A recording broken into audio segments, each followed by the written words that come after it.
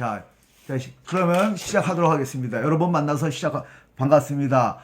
오늘부터 그 16번에 걸쳐서 요한계시록 그 여행을 시작하려고 합니다. 여러분, 이제 기대를 가지고 앞으로 요한계시록을 재미나게 공부하게 될 것입니다.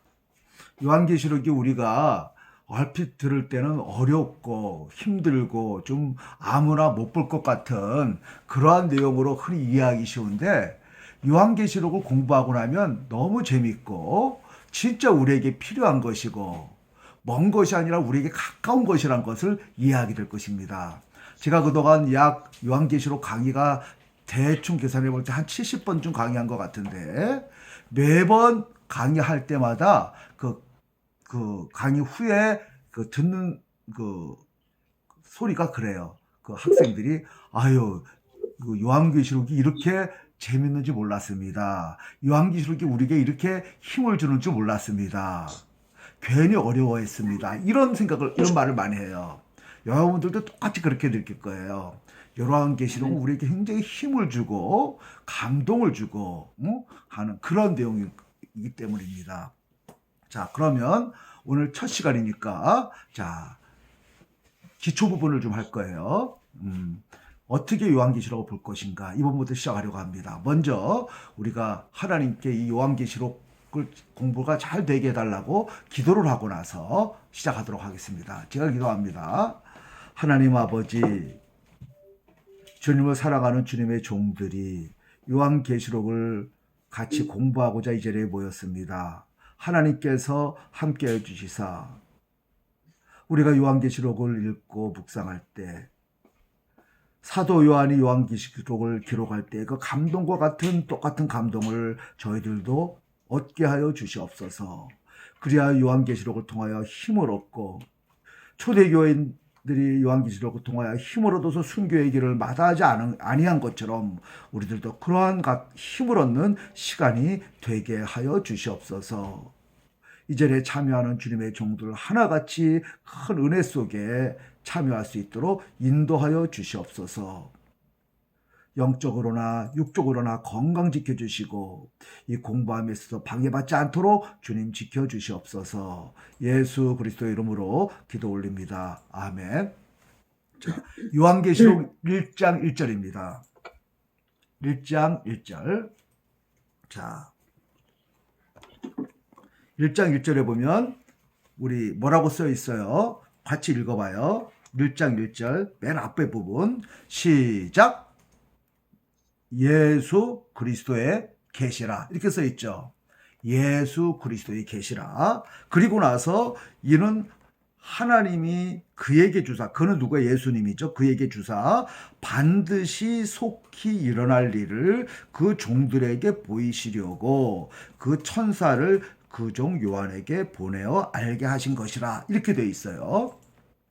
우리가 여기서 구약에 있는 모든 대부분의 그 선지서들이 1장 1절에 어떻게 써 있는가를 생각해 볼 필요가 있어요.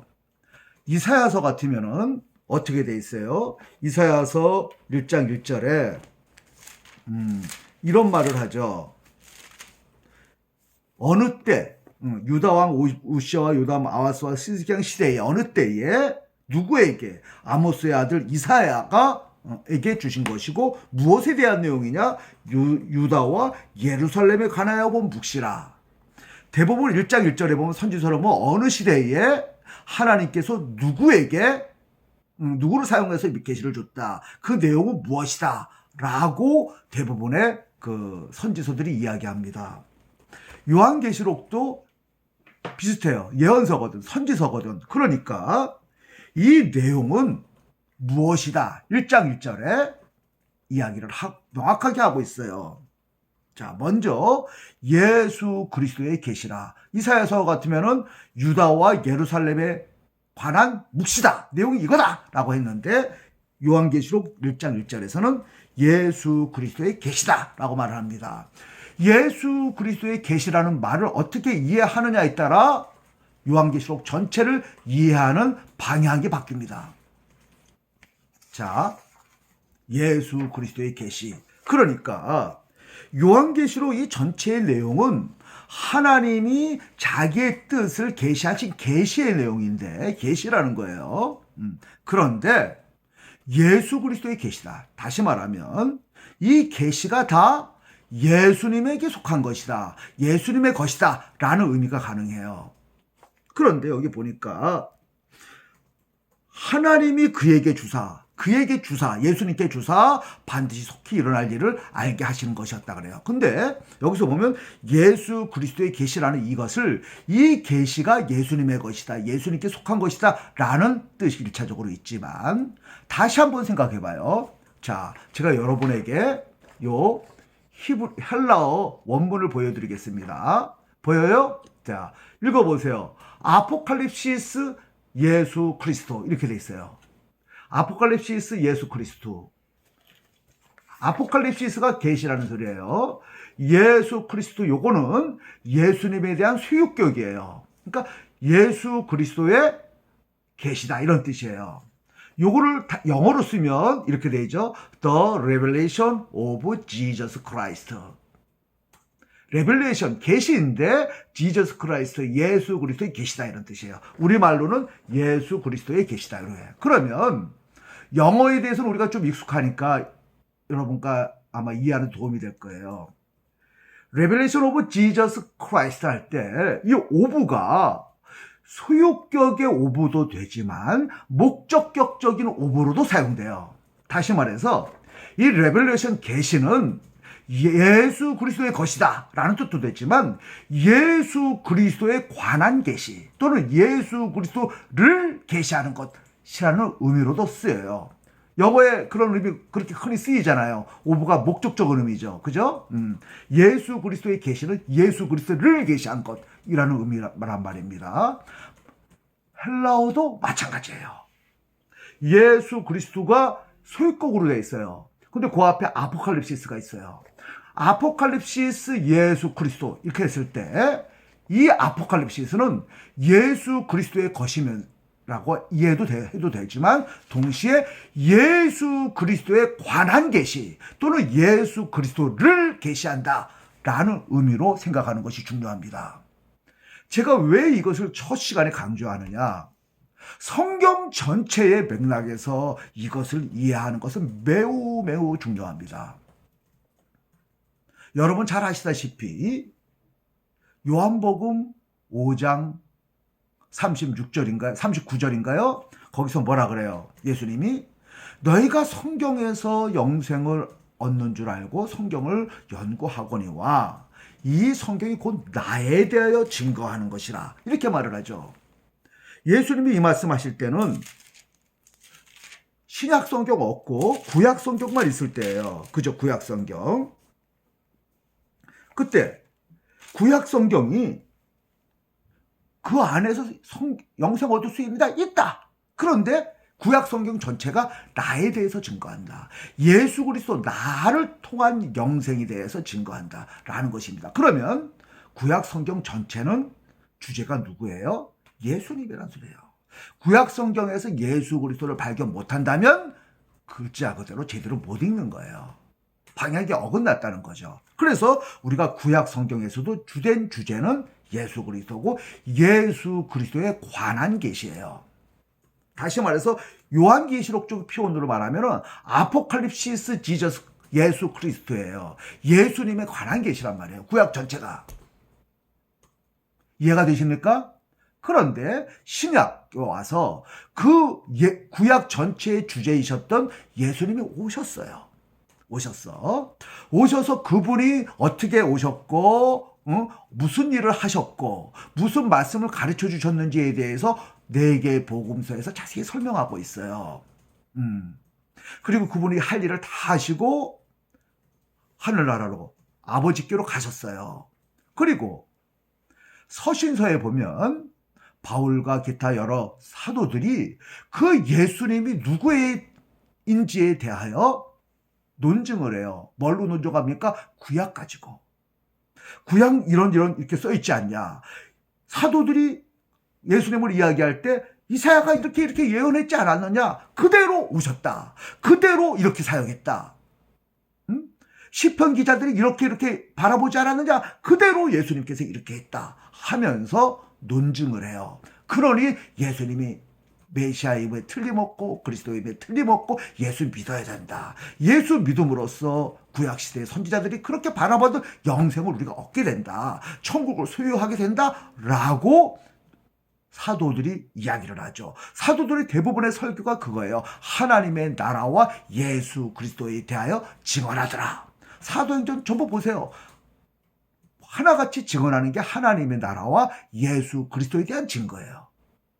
하나님의 나라 중요하죠. 근데 누구를 통하여 하나님의 나라가 완성돼요? 하나님의 나라가 이 땅에 와요? 예수님이거든요. 그래서 하나님의 나라와 예수 그리스도에 대하여 증거하더라. 사도행전에서 계속 그러고 끝나요. 맨 마지막도 그러고 끝나요. 그죠? 그러니까 사도들도 예수님에 대해서 증거했어요. 그러면 요한계시록에서도 첫 마디에 예수 그리스도의 계시다라고 말해요. 예수 그리스도에 관한 계시라면 예수 그리스도의 어떤 측면을 계시하는 것일까요? 이게 아주 중요해요. 구약시대 때는 미래에 오셔서 우리의 구속을 완성하실 예수님에 대하여 바라보면서 이야기했죠. 창세기 3장 15절에 여자의 후손이라는 그 말에서부터 시작해서 아브라함에게 줬던 네 후손으로 말미암아 천하 만민이 복을 받겠다고 했던 그 말로부터 시작해서 끊임없이 나오죠. 이사야서에서 나오는 고난받는 종 이야기, 예수님에 관한 거예요. 미가서에 나오는 예수님에 관한 이야기 다 예수님에 대해서 예언했어요. 그러니까 구약도 예수님을 통한 구원, 예수님에 대한 계시였고 신약도 그래요. 복음서, 서신서 다 예수님에 대한 계시인데 그러면 마지막 책인 요한계시록은 예수님에 대한 계시라고 첫 마디에 하면서 예수님에 대한 어떤 내용이냐? 구약이 미래 오실 예수님이었다면 그리고 신약의 복음서가 이미 오신 예수님이 무슨 일을 하시고 무슨 말씀을 가르쳐 주셨는지에 대한 증거를 하는 것이었다면 요한계시록은 예수님의 어떤 측면을 이야기하는 것일까? 이게 핵심이에요. 오늘 1장에서 가장 중요한 게 바로 이겁니다. 무엇입니까? 먼저 결론부터 내립니다. 예수님께서 이 땅에 오셔서 구속을 완성하고 하늘에 가셔서 하나님 우편에 앉아서 친히 다스리고 계시는데 어떻게 다스리고 계시는지 그분이 하늘에 가서 무엇을 하고 계시는지 그 내용에 대한 계시예요. 이 부분을 놓치지만 안 돼요. 구약은 미래 오실 예수님의 장래에 오실 예수님에 대한 계시고 신약에서 복음서는 이미 오셔서 지상에서 무슨 일을 하셨는지 무엇을 가르쳐 주셨는지에 대한 계시고 그렇다면 요한계시록은 구속사역을 다 이루시고 하늘로 가신 그 예수님께서 하늘의 보좌에 앉아서 무슨 일을 하고 계시는가 그거예요. 그것이 요한계시록에 쫙 써 있는 거예요. 요걸 놓치면 요한계시록 첫 단추를 잘못 깨요. 그러니까 이렇게 볼 때 신구약 전체는 예수님이 주제고 예수님에 관한 계시예요. 그래서 예수 그리스도의 계시다. 아포칼립시스 예수 그리스도 이것은 요한계시록 자체의 주제일 뿐만 아니라 성경 전체의 주제예요. 왜냐하니까 성경 전체가 예수님에 관한 내용을 증거하고 있고 그것에 대한 계시이기 때문이에요. 이해가 되십니까? 이거 이해가 되시면 손 들어보세요. 오케이. 그러면 1장 1절을 좀 더 보겠습니다. 예수 그리스도의 계시라. 그런데 이는 하나님이 그에게 주사 성부 하나님께서 그에게 예수님께 주셨어요. 그 계시를 반드시 속히 될 일을 그 종들에게 보내려고. 자, 근데 주된 내용은 어떤 내용이냐 하니까 반드시 속히 일어날 일들이에요. 요한계시록에서 주된 내용은 반드시 속히 일어날 일을 예수님께서 그 요한을 통하여 알게 하신 거라는 것이죠. 자, 그러면 여기서 반드시 속히 일어날 일은 무엇인가? 이 부분을 또 이해해야 돼요. 반드시 속히 일어날 일. 여기서 1장 1절에서 반드시 속히 일어날 일들을 보여주신 것이다. 이 내용이 반드시 속히 일어날 일이다 라고 말을 하고 있고 또 1장 19절을 보세요.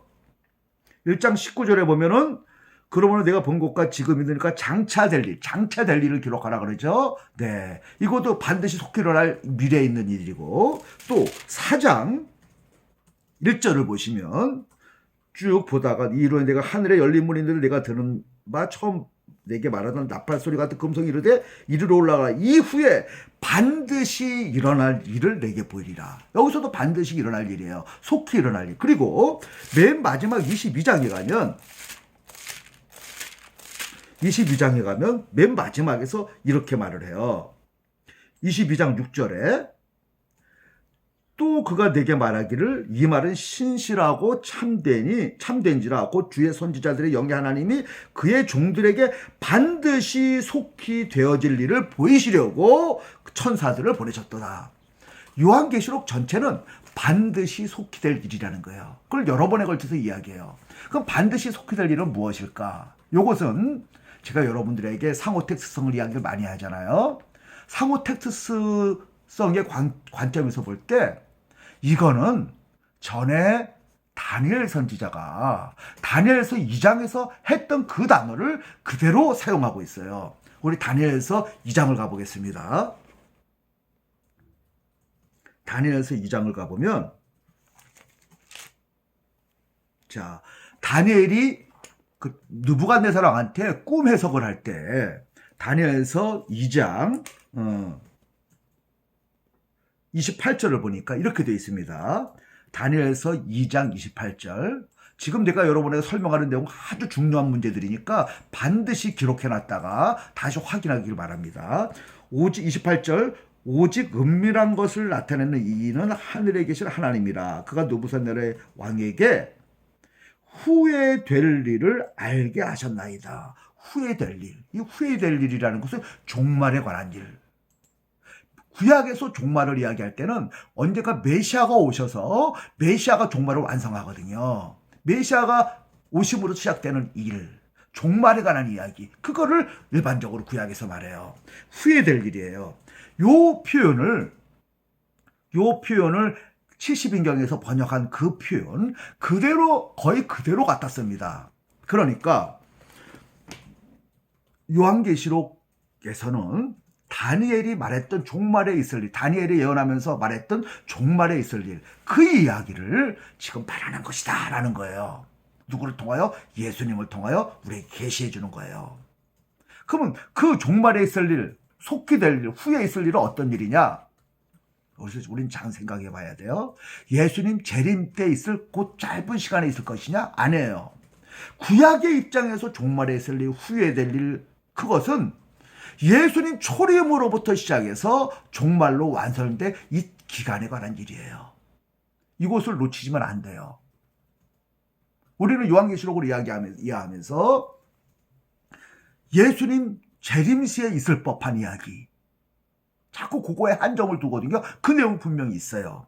그러나 그것이 다가 아니고 예수님 오셔서 승천한 이후 다시 오시기까지 있을 이 전체가 종말이기 때문에 이 부분에 대한 이야기가 다 있다고 봐야 돼요. 그래야 오류에 빠지지 않습니다. 자, 그 다음에 다시 요한계시록 1장으로 옵니다. 요한계시록 1장. 요한계시록 1장을 보니까 반드시 속히 일어날 일인데, 자, 이 반드시 속히 일어날 일을 우리는 자꾸 어떤 습관에 빠지냐 하면 우리 세속 역사 속에서 태어났던 제2차 세계대전, 제3차 세계대전 자꾸 이거와 연결을 시키는 습관이 있어요. 그런데 성경에서는 그런 사건들을 그다지 크게 다루지 않습니다. 무엇이 큰 사건이냐?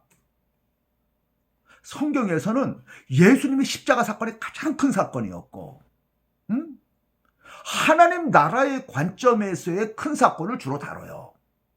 왜냐하니까 성경은 하나님 나라의 역사거든요. 우리 인간 역사의 관점에서 볼 때는 이를테면 동양에서 누굽니까? 몽골의 징기스칸이 큰 나라를 정복한 거, 서양까지 갔던 그거 무지무지 큰 사건이겠죠? 성경에서 그거 말할 필요 없어요. 중요하지 않아요. 동양에서도 큰 전쟁들 말할 필요 없어요. 오직 하나님 나라에 관련돼서 말할 필요가 있는 사건들만 이야기하면서 어떤 원리를 보여주는 것이지 세상의 세속 역사에 대한 이야기를 말하고 있지 않습니다. 우리는 자꾸 앞으로 요한계시록에 있으면 7개의 인재앙, 7개의 나팔재앙, 7개의 대접재앙을 이야기하면서 자꾸 요거는 무슨 사건이었는지 1차 세계대전이었는지 2차 세계대전이었는지 자꾸 이렇게 1대1로 맞추려고 그래요. 그러는 순간 어긋나기 시작합니다. 물론 우리가 세속 역사 속에서 하나님의 뜻이 어떻게 이루어져가며 하나님의 나라가 어떻게 변화되어 가는지 어떻게 이끌어져 가는지 항상 주의를 할 필요는 있어요. 그러나 세속 역사를 가지고 자꾸 요한계시록에 맞추려고 하면은 그때부터 어긋나요. 1000년 전에도 그때 사람들은 그때 사건이 맨 마지막에 있을 사건으로 이해했고 500년 전에도 그렇고 지금도 그래요. 항상 자기 때가 예수님 오시기 재림 직전으로 생각하면서 자꾸 그런 식으로 해석을 한단 말입니다. 그런 습관이 있어요. 그러는 순간 우리는 어긋나기 시작해요. 우리가 아주 이성적으로 볼 필요가 있습니다. 그래서 1절을 다시 봅니다. 예수 그리스도의 계시라 이는 하나님이 그에게 주사 반드시 속히 일어날 일들, 반드시 속히 일어날 일들은 구속사에 있어서 반드시 속히 일어날 일들이에요. 그렇게 보는 게 중요하고 그의 천사를 그의 종 요한에게 보내어 알게 하신 것이라. 이해가 되죠? 두 번째 2절입니다. 요한은 하나님의 말씀 과 예수 그리스도의 증거 곧 자기가 본 것을 다 증언하였느니라. 이 표현이 선지자들이 흔히 쓰던 표현이에요. 선지자들이 모세는 이런 것을 다 증언했다. 또는 하박국 선지자가 하나님께서 주신 그 계시를 내가 다 증언했다라고 표현을 하거든요. 그 표현과 비슷해요. 요한은 하나님의 말씀과 예수 그리스도의 증거, 곧 자기가 본 것을 다 증언했다. 이 표현이 선지자들이 흔히 쓰던 표현을 사용하는 거예요. 나도 선지자로서 그 전통을 이어받는 자로서 선지자같이 하나님께서 주신 그 내용을 다 증언하고 있다라고 말을 하는 것입니다. 그런데 2장에 보면은 2절에 보면 하나님의 말씀, 예수 그리스도의 증거, 자기가 본 것 세 개로 표현되어 있죠. 그러니까 이걸 우리는 자꾸 나누고 싶어요. 하나님의 말씀은 무엇이고 예수 그리스도의 증거는 무엇이고 자기가 본 것은 무엇인가. 나누려고 하는데 나눌 필요가 없어요. 하나님의 말씀이 곧 중요한 것은 예수 그리스도에 대한 증거고 예수님께서 또한 환상을 통해 요한에게 보여주신 거예요. 그러니까 하나님의 말씀 곧 예수 그리스도의 증거고 곧 자기가 본 것이에요. 이렇게 같은 내용을 나누어서 병행으로 설명하는 것이 히브리 언어의 특징 중에 하나예요. 여러분 그 히브리 시를 보세요. 똑같은 내용을 같은 단어, 비슷한 단어로 같이 한 번에 임하라고, 바로 다음에 임하라고 하면서 병행법이라고 하죠. 반복해서 말을 해요. 그러면서 자세해지는 거죠.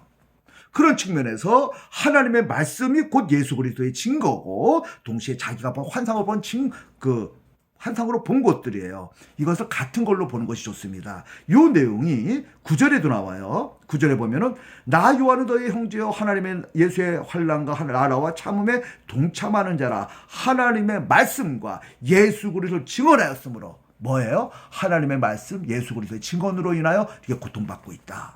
고난당하고 있다. 라고 말하죠. 또 1장 19절을 보십시오.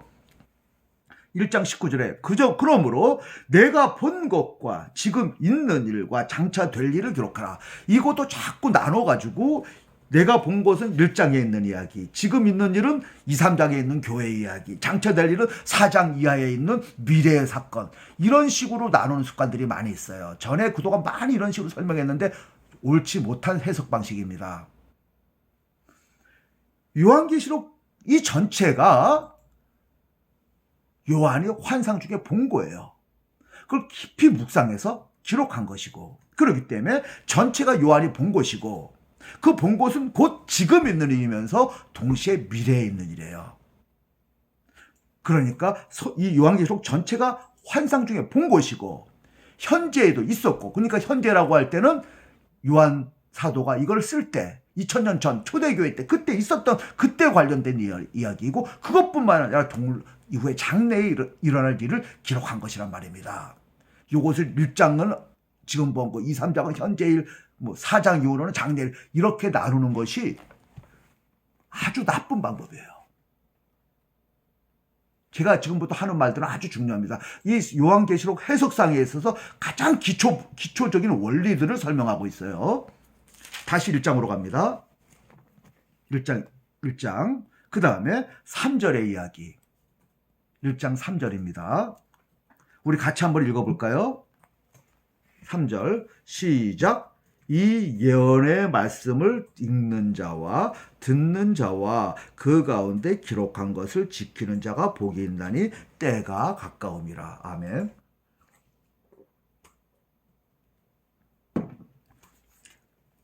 이 요한계시록이 예언의 말씀이라고 설명하고 있어요. 예언의 말씀이라. 이 예언의 말씀, 이게 예언의 말씀이에요. 이것을 읽는 자와 듣는 자 가운데 기록된 것을 지키는 자가 복이 있다 그랬어요. 여기서 우리는 예언이라는 단어가 무엇인가에 대해서 생각을 해봐야 돼요. 예언.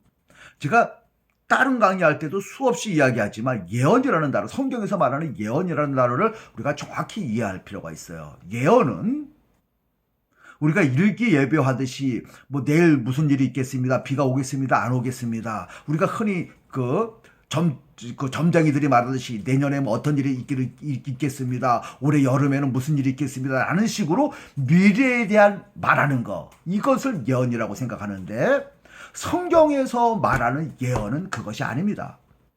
성경에서 말하는 예언이라는 단어는 하나님의 말씀을 대언하다는 뜻이에요. 그러니까 예언하다는 대언하다예요. 대언.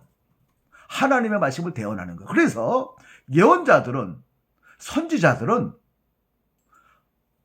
하나님의 말씀을 대언하는 자로서 과거의 이야기도 하고 현재의 이야기도 하고 미래의 이야기도 해요. 여러분 구약에 나오는 선지서 읽어보십시오. 과거에 대한 이야기가 얼마나 많습니까?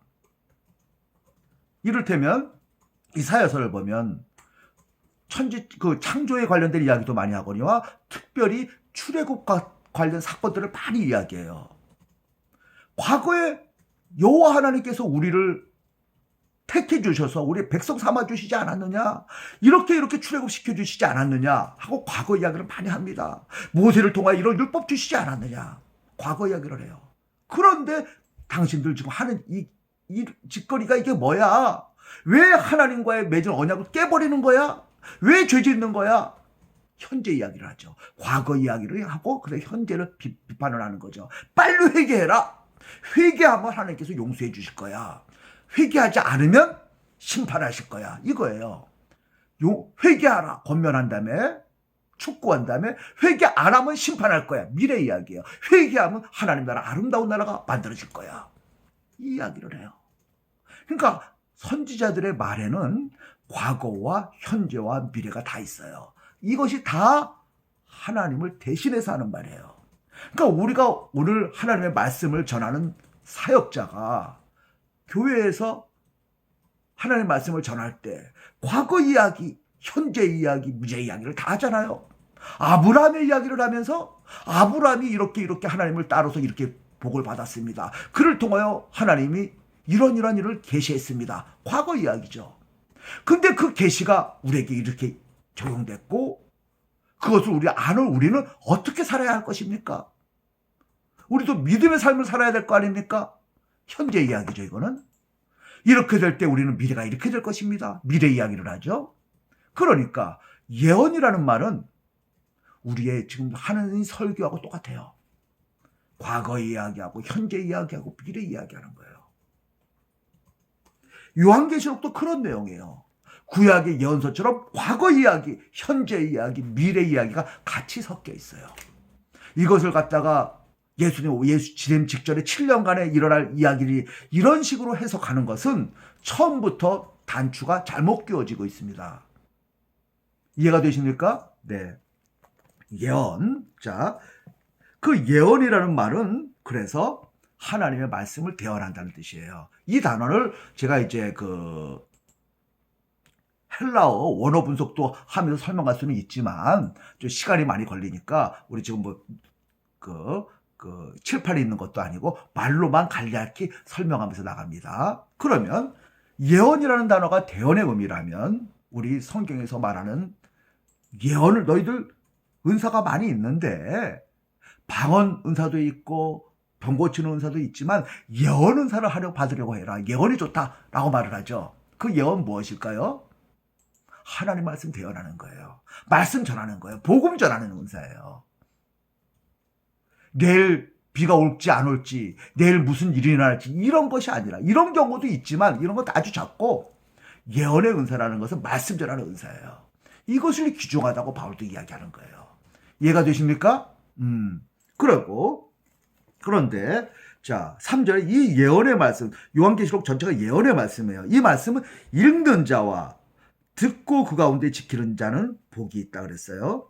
읽는 자라는 말이 있고 듣는 자와 그 가운데 기록한 것, 그 듣는 자와 그 가운데 기록한 것을 지키는 자, 이 말이 띄어져 있는데 원어는 듣고 지키는 자예요. 그 히브리적 그 사고에서는 듣는 것과 지키는 것이 나눠지지 않아요. 그러니까 들을 귀 있는 자는 들을지어다. 귀로 멀지 듣기만 하고 행하지 않는 건 듣는 게 아니에요. 우리 말 중에 이런 말도 있죠. 야! 애야! 제발 내 말 좀, 엄마 말 좀 들어. 듣는다는 게 뭐예요? 말 좀 순종이라는 소리죠? 네. 히브리 언어도 비슷해요. 듣는다는 말에는 듣고 지키는 자가 포함돼요. 그래서 여기서 그 원어에도 보면 듣고 지키는 자가 연결돼 있어요. 그래서 말씀을 듣고 지키는 자가 복이 있어요. 자, 만일에 이 말씀이 내일 무슨 일이 있고 100년 후에 무슨 일이 있고 1000년 후에 무슨 일이 있고 라고 단순히 미래에 나타날 사건을 기록한 내용이라면 아, 무슨 일이 있구나 하고 알기만 하면 되지 듣고 지킬 필요는 없어요. 듣고 지킨다는 것은 요구가 있다는 소리예요. 너희들 이렇게 살아야 돼. 요구가 있다는 소리예요. 그죠? 그러니까 요한계시록도 구약에 나오는 선지서와 같이 요구가 있어요. 과거 이야기를 하면서 너희들 예수 믿는 자로서 이렇게 살아라 하는 촉구가 있고 요구가 있어요. 그렇기 때문에 그것을 듣고 지키는 자가 복이 있어요. 이해가 되십니까? 네. 요한계시록은 복에 대하여 7개를 이야기합니다. 7개의 복을 이야기하는데 7번에 대해서 복을 이야기해요. 이 복이 하나같이 하나님 나라의 복을 이야기하고 있어요. 자, 제가 읽어줄 테니까 한번 적어보세요. 자, 복은 요한계시록에 나오는 7개의 복 이야기는 1장 3절